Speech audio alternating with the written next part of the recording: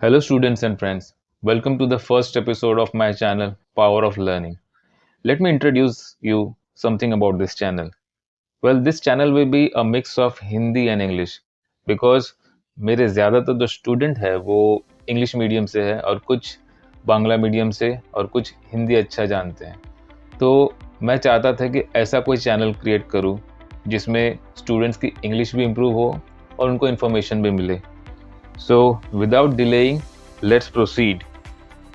तो मैंने देखा है बहुत स्टूडेंट्स की ये प्रॉब्लम है और जब मैं छोटा था मेरी भी यही प्रॉब्लम थी कि सर आंसर याद नहीं हो रहा है, सर पैराग्राफ याद नहीं हो रहा है, सर ये याद नहीं हो रहा है। So it's a very common problem that students do not memorize things or are not able to memorize things.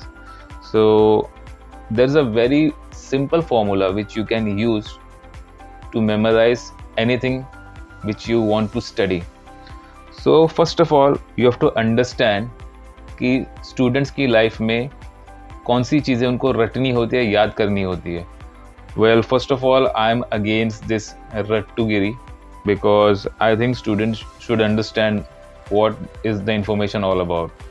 फिर भी yes, the education system which we have, हम लोगों को लिखना होता है याद करके, तो इसके लिए हमें याद करके लिखना होता है और रटना होता है.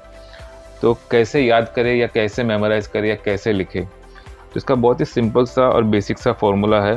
First of all you have to categorise 3 things. आप क्या याद कर रहे हो. एक स्टूडेंट की लाइफ में 3 चीज़ें उसको याद करनी होती है.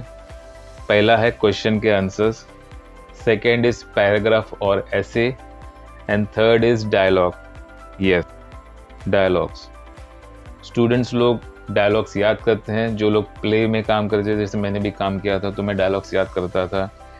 ऑफ कोर्स जो एक्टर्स है वो लोग डायलॉग्स याद करते हैं because actor is somewhere down the line like a student, क्योंकि उसे राइटर लिख के देता है और उसको याद करना होता है. तो तीनों चीज़ों को याद करने में 3 तरीके के पैटर्न आपको यूज़ करना होता है.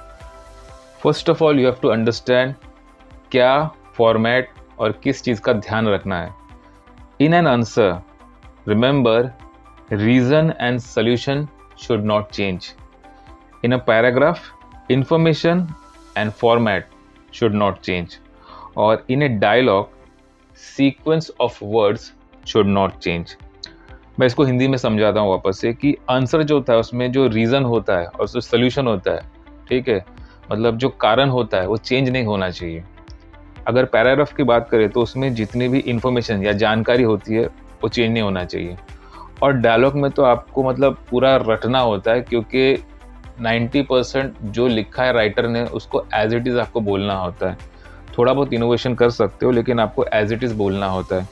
तो तीनों चीज़ों में एक चीज़ आपको कॉमन याद रखनी है कि वर्ड्स कहाँ पे है और कीवर्ड्स क्या है. तो पहले बात करते आंसर, मतलब क्वेश्चंस के आंसर. तो जब आप क्वेश्चन के आंसर्स पढ़ते हो तो आपको सबसे पहले उस आंसर का मीनिंग समझना होता है कि what is this answer talking about. क्या है, what is the meaning of this entire answer. और उसके बाद आपको उसमें से कुछ कीवर्ड्स उसको याद रखना होता है, उसको चेंज नहीं करना होता है. और अगर इनकेस चेंज भी करना होता है तो उनके प्रॉपर वर्ड्स से आपको चेंज करना होता है. तो I am giving an example. So अगर कोई आंसर के अंदर लिखा हुआ रहेगा कि सपोज एनकरेजिंग, तो एनकरेजिंग को आप किससे रिप्लेस कर सकते हो. तो आप इससे रिप्लेस कर सकते हो मोटिवेटिंग, जो बोलने में भी इजी है और फट से याद हो जाएगा. तो before replacing a word you should know the meaning of that word. Second, एक आंसर आप पढ़ रहे हो तो उस आंसर को पहले तो अच्छे से रीडिंग करो, 2 बार समझो. अब उसमें से कुछ की वर्ड्स है उनको आप फॉलो करो. नाउ मैं आपको एक एग्जाम्पल दे रहा हूँ. बहुत ही कॉमन सा फिगर ऑफ स्पीच है, everything that glitters is not gold. तो उसको रिप्लेस कैसे कर सकते हैं. सपोज इन केस आपको याद नहीं हो रहा है, तो instead of everything that glitters is not gold आप उसको ऐसे लिख सकते हो कि everything glittering is in gold. दोनों का मीनिंग सेम है. तो अगर क्वेश्चन का ये आंसर आप लिखते हो तो definitely this is not a wrong answer.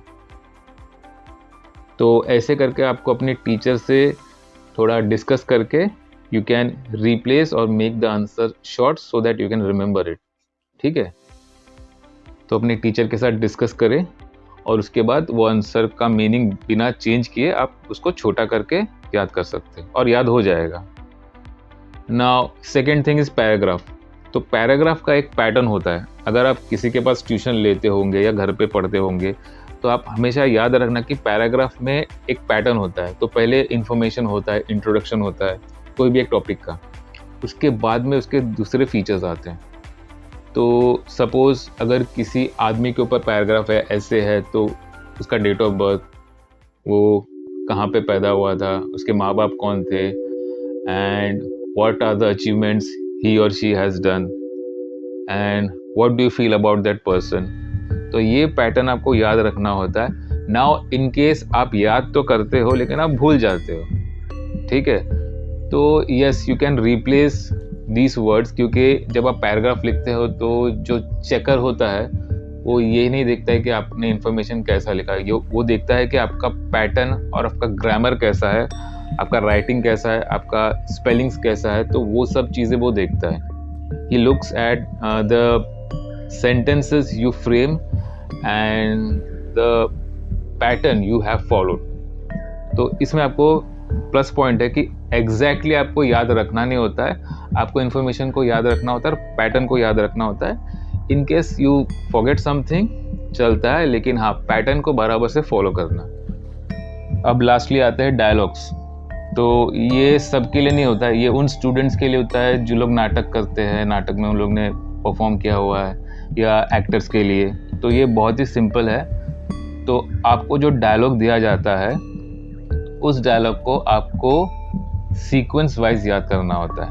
वैसे मैंने सिंपल तो बोल दिया, लेकिन हाँ ये उनके लिए ज़्यादा अच्छा होता है जिनकी मेमोरी या जिनकी मेमोरी शार्प होते या देखकर फोटोग्राफिक मेमोरी जिसको बोलते हैं शार्प होते, उनके लिए बेस्ट है.